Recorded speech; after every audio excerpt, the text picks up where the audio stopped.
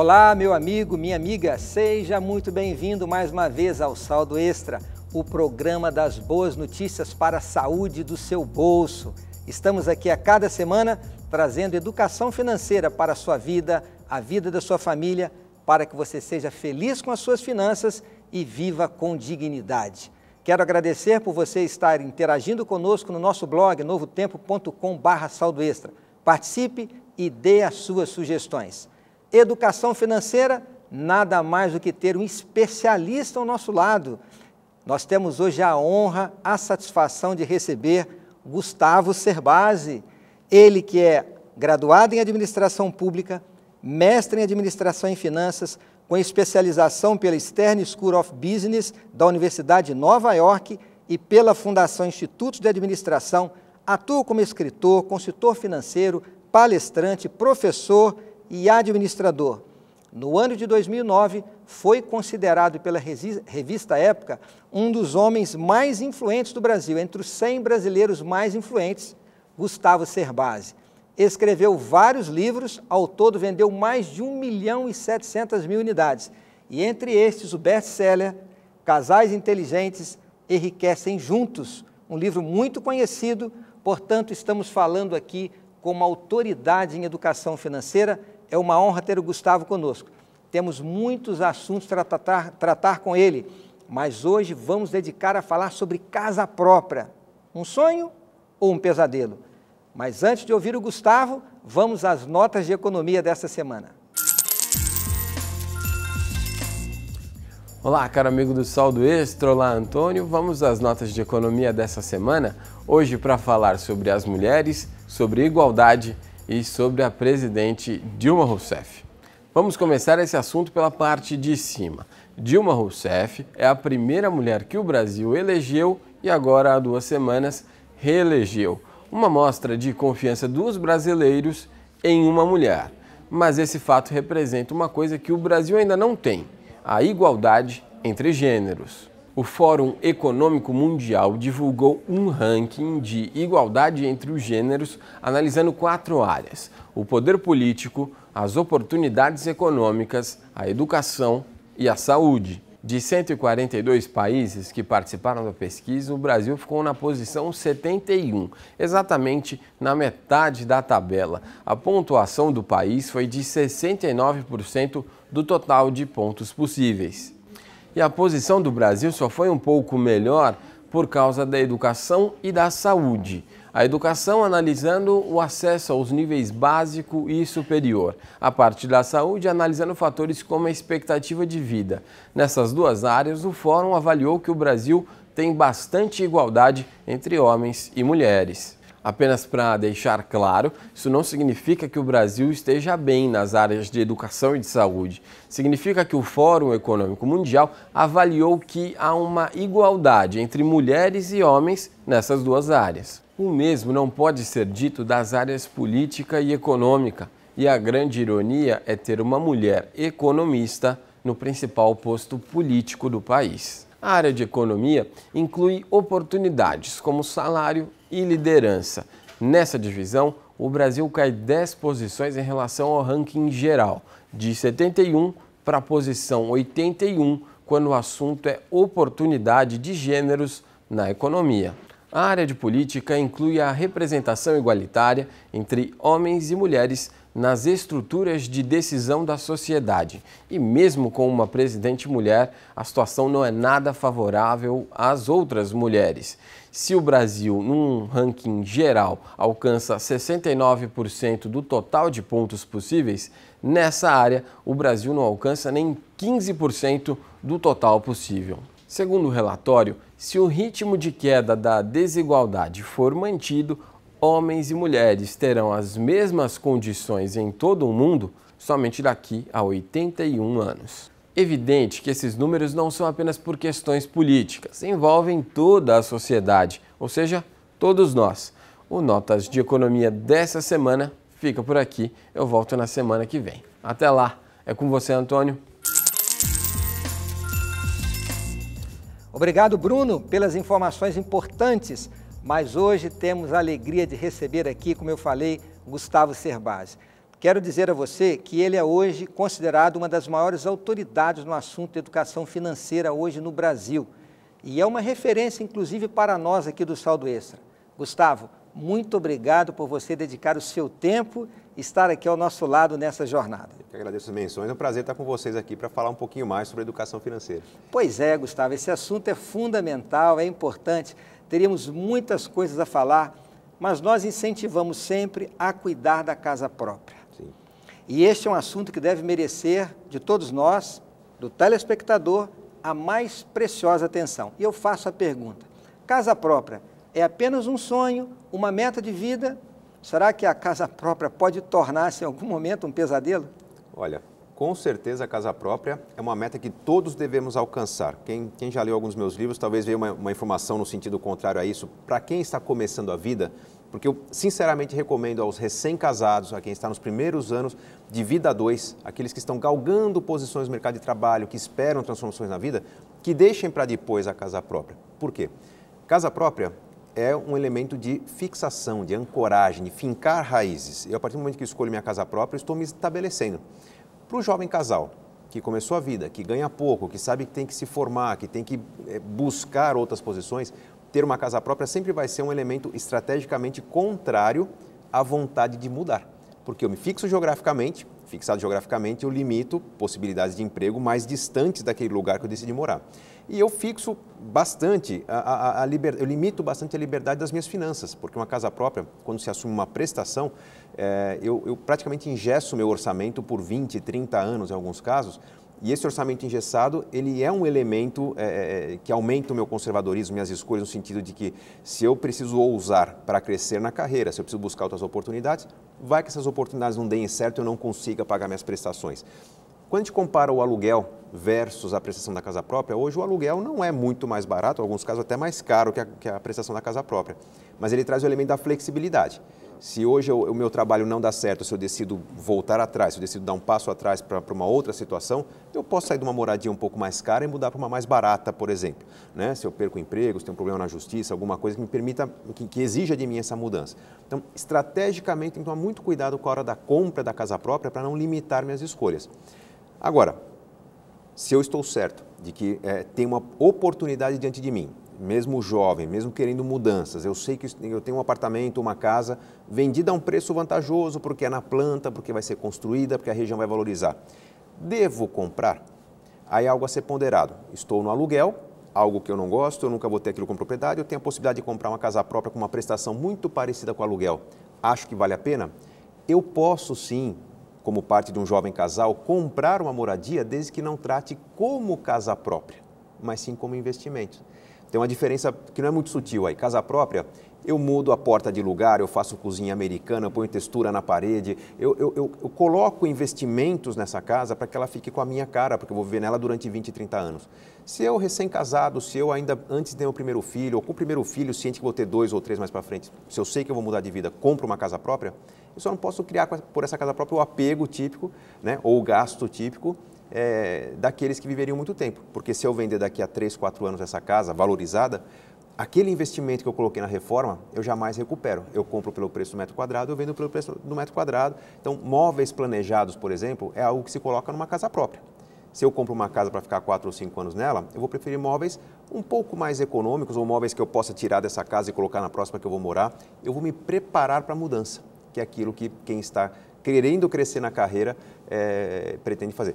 Você pode até questionar, mas espera aí, todo mundo quer crescer na carreira? Isso não é verdade. Vai chegar uma hora na vida de todo mundo que as pessoas vão recusar aumento de salário, por exemplo, porque o aumento de salário significa trabalhar numa outra condição, numa outra situação geográfica, uma outra cidade, por exemplo. Ou até trabalhar mais. Ou mais, que inviabilize a minha presença como pai na vida do meu filho, ou que eu tenho que tirar meu filho adaptado de uma escola, ou que me distancie de um pai, de uma mãe que está ficando velhinho, que precisa do meu cuidado, né, e que vai quebrar uma rotina que ficou prazerosa. Então, tem pessoas que recusam aumento de trabalho, porque esse aumento de trabalho, ou aumento de salário, porque esse aumento de salário inviabiliza uma situação muito melhor.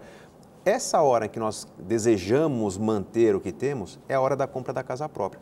No Brasil, as pessoas, em média, entram num financiamento com cerca de 31 anos de idade. eu jogaria essa média uns 6 ou 7 anos mais para frente, que é quando normalmente as famílias se estabilizam em termos de número de filhos, em termos de renda na carreira, seria o momento ideal da compra da casa própria, alguns anos adiante do que as pessoas estão comprando hoje. São muitas variantes no contexto da casa própria. Agora, eu vou ampliar um pouquinho da seguinte maneira. Casou, você falou, vamos pensar um pouco mais na carreira. Mas se demorar demais, o fato de vir os filhos, mais despesas, pagamento da escola, isso não inviabiliza fazer uma poupança para reforçar essa parte que será investida junto com o fundo de garantia que já foi acumulado durante uns anos para a compra da casa própria? Será que esse equilíbrio da espera não pode fazer com que eu deixo para depois, aí eu vou gastar com um carro que deprecia muito e não é um investimento, é uma despesa grande. Sim. Eu vou investir em viagens agora, eu vou investir em sair para comer com os meus amigos, eu deixei a casa própria depois. Ou seja, será que isso não torna-se uma tentação para gastar um recurso que, se tem a casa própria pagando o financiamento, se torna quase que uma poupança obrigatória? Eu vou tirar a poupança como situação de causa e vou colocar como consequência, porque vamos entender o seguinte, a pessoa hoje que se predispõe a pagar uma casa própria, ela tem uma despesa forçada, e isso naturalmente vai resultar na conquista dessa casa aqui um tempo. Só que muitas pessoas, ao fazerem as contas, elas levam em consideração a burocracia da sua vida. Quanto custa meu carro, quanto custa meu plano de saúde, quanto custará a casa, talvez, se for o caso, já tem filhos, quanto custa a escola dos meus filhos, e nós tendemos a, na melhor das intenções, caprichar nessa casa. O que acaba acontecendo é que a pessoa tem a prestação da casa, a prestação do carro, o compromisso da escola, do plano de saúde, e acaba não sobrando muito dinheiro para uma qualidade de vida, que é importante. O meu lazer, o lazer da pessoa que eu amo, práticas culturais, eu sair de fim de semana e conhecer o museu da minha cidade, ou vai vir o show da banda favorita para a minha cidade. Comprar um bom livro, né? Um bom livro, um passeio, que seja, né? Então, muitas famílias hoje se ressentem de não ter lazer e não sabem por que falta dinheiro. É porque se caprichou na escolha do gasto fixo. Quando eu jogo a casa própria um pouco mais para frente, eu não quero criar nas pessoas a ilusão de que eu pouparei para comprar essa casa à vista ou daria uma grande entrada. O grande elemento que surge quando eu postergo um pouquinho, primeiro, sim, eu teria alguns anos a mais de fundo de garantia, isso vai ajudar muito na entrada da casa lá para frente.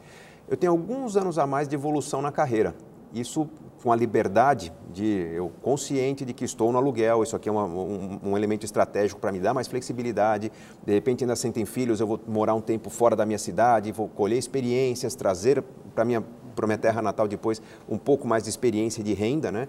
Nesse movimento talvez eu consiga elevar os meus ganhos mais do que aquele que ingessa suas escolhas. E, obviamente, se essa pessoa combina, né, o bom gasto, né, o gasto com um pouquinho de lazer e qualidade de vida, fazendo um pouco de poupança, talvez a poupança que a pessoa tenha daqui a 7, 8 anos seja a mesma que ela teria agora, mas vai ter uma renda um pouco maior e um fundo de garantia maior também. E aí, lógico, os imóveis se valorizam, mas eu vou entender que a pessoa vai passar um certo tempo garimpando para onde é que estão as oportunidades. Esse imóvel que eu queria comprar ficou mais caro, mas ali está nascendo um bairro novo, onde futuramente vai ter um shopping center, então eu vou manter-me atento às oportunidades de valorização para não focar só naquele imóvel que eu achava que era bom agora, que certamente vai estar muito mais caro no futuro e pode se tornar inviável. Mas essa combinação de qualidade de vida, com potencial de crescimento na carreira, com boas escolhas, com motivação, vai fazer com que eu, começando um pouquinho mais tarde, eu combine a estabilidade, o foco que uma pessoa já com filhos tem, né? O trabalhador sem filhos, ele, puxa, faz muitas coisas e tal. Quando nasce os filhos, vem uma responsabilidade maior, ele começa a poupar mais do que antes, ou tenta poupar mais do que antes. Então, no mínimo, ele erra menos nas suas finanças. E isso é natural do ser humano, não estou convidando as pessoas a fazerem. Uma pessoa que tem filhos na escola vai ter maior responsabilidade em sair no horário, mais pontualmente do trabalho, porque tem mais responsabilidade com aqueles filhos. E eu acho que isso acaba criando a condição necessária para a pessoa se manter com disciplina, para comprar um imóvel adiante e com a poupança não tão maior do que seria alguns anos antes. Gustavo, seguindo os teus conselhos, me preparei, desenvolvi minha carreira, chegou a hora de eu comprar a casa própria. Pois bem, vamos chegar agora neste momento. Mesmo que não seja a casa própria, a casa que vai viver a aposentadoria depois, mas Sim. O primeiro investimento, a substituição do aluguel por um imóvel, uma vez que já existe uma estabilidade, aquele emprego ali terá uma durabilidade um pouco maior. Quais os cuidados que devem ser tomados ao adquirir o primeiro imóvel? Bom, primeiro cuidado é com o padrão do imóvel. Não é avaliar se cabe ou não no bolso. Eu tenho uma série de prioridades antes da compra do imóvel. Eu tenho que fazer uma análise do meu salário antes da compra da moradia. O que eu faço com esse salário? Primeira preocupação é quanto que eu poupo por mês? Quanto eu continuarei poupando por mês? Não é fácil dizer 10% ou 5% ou 8%, a gente usa uma média de 10%, mas essa média é para o trabalhador normal, que tem 30 anos de carreira pela frente, que tem sua rotina, aposentadoria. Se a pessoa hoje tem uma rotina exaustiva, estressante, ela sente que precisa mudar um pouco sua realidade, ela quer experimentar um outro trabalho, tem que poupar mais, porque uma reserva financeira maior significa uma condição de ela transitar mais facilmente de uma situação de trabalho para outra. Se não der certo, ela dá um passo atrás, tem de onde viver com aquela reserva que tem. Enfim, poupa mais quem quer mais mudança na vida. Definiu quanto poupar? Segunda preocupação, quanto vai custar a sua qualidade de vida? Eu vivendo no bairro que eu quero comprar uma moradia, eu vou praticar um lazer, um esporte, eu vou ter momentos de diversão, de cultura com a minha família, vou viajar para visitar meus parentes. A escola dos filhos. A escola dos filhos, mas que ainda eu nem considero como qualidade de vida a escola dos filhos. Os acessórios à escola, sim. Se meu filho vai fazer um inglês fora ou não, se eu vou contratar uma escola com um diferencial que dispense atividades extras, isso sim. Mas aí, definir a qualidade de vida, aí com o que sobra de dinheiro eu vou avaliar a minha burocracia. Que carro que eu posso ter, a escola que eu vou colocar meus filhos, a moradia que eu vou ter, o plano de saúde que eu vou pagar. A consequência dessa reflexão é levar as pessoas a entenderem que o estilo de vida mais simples nos permite levar uma vida mais rica. Eu vou economizar um pouquinho na casa para ter mais verba para experiências de vida, experiências culturais, experiências de lazer, experiências de lidar com imprevistos com mais tranquilidade. Essa é a primeira preocupação, escolha do padrão. Simplificar um pouquinho, um degrau abaixo do que eu poderia pagar. Segundo, avaliar o quanto que eu tenho de reservas. Pode ser que eu tenha pouca poupança, mas tenha um bom fundo de garantia. Quanto maior for essa reserva inicial, quanto maior a entrada que eu posso dar, mais vantajoso vai ser eu olhar para o consórcio do que para o financiamento. Porque qual é o problema do consórcio? O consórcio é que eu vou pagar prestações menores que o financiamento, mas nunca sei quando vou ser contemplado. Né? Se eu tenho uma boa reserva financeira, um bom fundo de garantia, posso ofertar como lance, a chance de contemplação precoce é muito maior. Então, na ponta do lápis, o consórcio é mais barato que o financiamento, mas só vale a pena para quem tem uma boa poupança, pelo menos 50% do valor do imóvel, metade do valor do imóvel. Definir, vou para o consórcio? Não tenho tanta poupança, vou para o financiamento? Aí vem a pesquisa. Várias instituições que eu vou pesquisar, tem ferramentas gratuitas na internet. Eu gosto muito de um site chamado canaldocredito.com.br, que eu tenho um simulador. Não custa nada, não pago nada pelo serviço, mas vou simular quanto que as diferentes instituições cobram, né, do meu financiamento dentro das características que eu coloquei. Consegui uma referência, agora eu vou conversar com as instituições, negociar, barganhar, provar que eu sou um bom pagador para conseguir uma taxa melhor que aquela que foi simulada. E aí, uma combinação de pesquisa, inteligência, que é separar o financiamento do consórcio, e qualidade de vida, eu vou comprar a moradia ideal. Lembra que eu coloquei a segurança financeira e a qualidade de vida antes da escolha da moradia, para que a boa escolha não inviabilize os outros itens que são importantes. E o que eu não devo fazer? O que eu devo evitar quando eu for comprar a casa própria? Existe algo que você destacaria? Olha, evite este caminho. As armadilhas comerciais, porque sempre eu vou ouvir o argumento do tipo, olha, se você deixar para frente, essas unidades vão se esgotar. Olha, a região está se valorizando. Olha, o ano que vem tem tendência de inflação, tem eleições. Sempre eu vou ter algum argumento me puxando para comprar o quanto antes. Eu tenho que entender que o corretor de imóveis tem interesse de vender, né? E que não importa qual seja o cenário.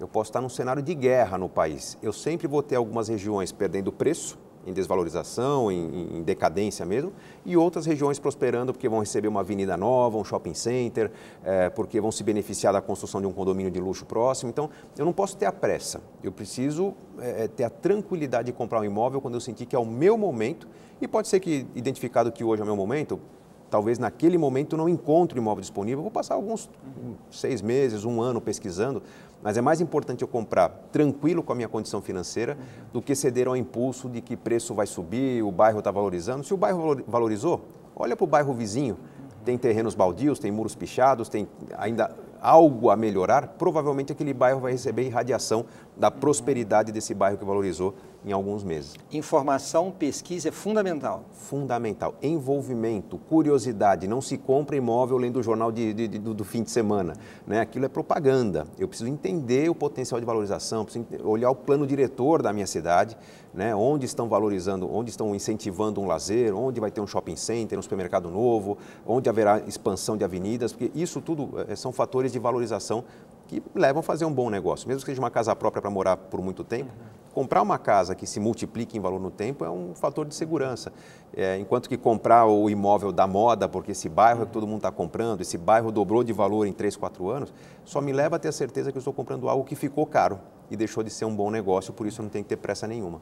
A maioria da população brasileira tem acesso à compra de imóveis através do sistema financeiro de habitação, recurso do sistema financeiro de habitação. Sim. Na maioria dos casos, em 20, 30 anos. Essa proposta de 30 anos assusta? Ela preocupa bastante, porque 30 anos é um prazo muito longo para se assumir um financiamento, um compromisso de pagamento, né? Porque nós estamos lidando com uma situação de compromisso certo, mas renda incerta. Muitas pessoas com 20, 30 anos estão fechando seus financiamentos, ok, né, até os 50, 55, terão condições talvez de pagar. E as pessoas com mais idade, que acabam tendo seu crédito aprovado, às vezes assumindo o compromisso de pagar até os 70, 75 anos de idade, podem ter uma dificuldade muito grande de honrar esse compromisso, principalmente em função da correção dessa dívida toda, das prestações pela inflação. Então, o que eu recomendo às pessoas que analisam, né, colocam na balança, que o aluguel do imóvel fica mais caro do que a prestação em 30 anos. Então, vale a pena pagar a prestação? Vale a pena. Mas eu não jogaria esse problema muito para adiante. A partir do momento que entra um 13º, que entra um recurso a mais, se puder antecipar algumas prestações, será muito saudável. É um alívio muito grande que está se construindo para o futuro. E é importante, na hora que está se avaliando esse contrato a ser assinado, né, que se questione eventuais cláusulas referentes à antecipação de pagamento. Procura lá no contrato, né, sobre a antecipação de prestações. Alguns contratos prevêem que, ao antecipar o pagamento de uma prestação futura, o devedor não tem direito a abater uma parte dos juros. Isso é ruim, né? É muito comum também, quando no contrato se prevê que, ao pagar 2 prestações, eu estou pagando a atual e não a seguinte, mas a atual e a última. Parece um detalhe, mas na última prestação quase não tem juro embutido. Então, o desconto que eu tenho ao antecipar aquela prestação é muito pequeno e não compensa.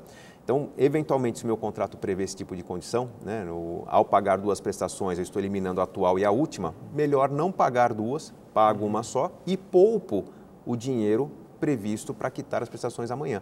Eu vou ter esse dinheiro na poupança crescendo mais rapidamente do que a correção inflacionária daquelas prestações. Vai ser um bom negócio poupar. Pela sua resposta, eu acho que o interessante seria ter uma disciplina. A partir do momento que eu assumi este compromisso de 30 anos, até porque a taxa de juros cobrada, mesmo sendo a menor para o financiamento da casa própria, é maior do que a poupança, do que a aplicação em fundos de investimento, em renda fixa, etc. Será que eu poderia dizer a essa pessoa que o melhor investimento para ela, que fez um financiamento em 30 anos, é colocar ali as suas economias, as reservas, etc. É claro que ela tem que deixar alguma coisa para o imprevisto, né, para o dia a dia, mas como investimento passar a ser o primeiro investimento, veio restituição de imposto de renda, veio o 13º, um bônus, uma gratificação, uma produção extra para um autônomo. Eu posso dizer a essa pessoa que ela deveria canalizar até quitar o imóvel? Quando a ideia é fazer investimentos, antecipação de pagamentos, eu coloco 3 prioridades que todo mundo deveria seguir com o dinheiro que sobra no mês a mês. Primeiro, reserva de emergências. Todos nós deveríamos ter uma reserva equivalente a pelo menos 3 meses do consumo familiar. Se minha família gasta R$2.000 por mês, eu deveria ter o objetivo de formar uma reserva de pelo menos 6.000, 3 vezes 2, para lidar ou com imprevistos, com acidentes, com oportunidades de comprar alguma coisa com desconto, né, ou até com o desemprego. É a reserva que dá tranquilidade para o trabalhador que lida com uma série de imprevistos no dia a dia. Formou a reserva de emergências? Segunda preocupação é com um plano de previdência que complemente sua renda futura. Todo mundo vai ter alguma renda do INSS, mas a gente sabe que a renda é pouca, então aquele esforço para complementar, se for R$50 por mês ou 100 por mês, se for num plano próprio ou corporativo da empresa que eu trabalho, é um bom caminho. É quando você tem sobras na conta, além do necessário para comprar a reserva de emergência, além daquilo que você se propôs a pagar no plano de previdência, que você vai tentar acumular até ter o valor de uma prestação e antecipar, sim, o pagamento dos imóveis, porque a tranquilidade que vem da quitação, da diminuição dessa dívida, da diminuição do saldo devedor diante do processo inflacionário que vai corrigindo isso ao longo do tempo, faz com que essa família tenha maior liberdade de escolha para o futuro, tenha uma tranquilidade maior para a aposentadoria. Então, eu só anteciparia pagamentos depois de garantir um plano de previdência e uma reserva de emergências. Gustavo, muito obrigado pela sua presença aqui conosco. Eu espero ter você aqui outras vezes. Vou continuar lendo os seus livros, que têm me ajudado, não apenas na minha vida pessoal, mas em preparar aqui o trabalho que a gente faz a cada semana no Saldo Extra. Que Deus o abençoe, Amém. A sua família, os seus filhos e os seus negócios. Obrigado. Sejam boas leituras, boas práticas para que venham boas colheitas para você e para todos que nos assistem. Obrigado. Muito obrigado. Eu quero terminar o programa de hoje lendo um verso da Bíblia contigo mais uma vez. Eu quero ler o verso que encontramos em João no capítulo 14. Aqui nós encontramos uma das mais belas promessas da Bíblia. E ela nos deixa aqui não apenas a esperança, mas também um conselho de que existe algo muito, muito grande nos aguardando. As palavras ditas pelo nosso Senhor Jesus Cristo, no Evangelho de João, no capítulo 14, eu vou ler os versos de 1 a 3, que diz: Não se turbe o vosso coração, credes em Deus, crede também em mim. Na casa de meu Pai há muitas moradas. Se assim não fora, eu vou-lo teria dito, pois vou preparar-vos lugar. E quando eu for e vos preparar lugar, voltarei e vos receberei para mim mesmo, para que onde eu estiver, estejais vós também. Jesus deixa uma promessa que vai voltar a esta terra. Assim como este livro sagrado disse que ele viria e ele veio, Jesus não vai falar em sua promessa, ele vai voltar. E agora ele está preparando uma casa, está preparando um lar, onde ele vai morar comigo e com você na eternidade. Conforte-se com esta promessa. E fica aqui uma dica para você. Cuide sim, prepare uma boa casa para você colocar as pessoas que você ama, a sua família, os seus filhos, mas faça uma outra obra, prepare também a sua família para morar nesta casa que Deus está preparando para você.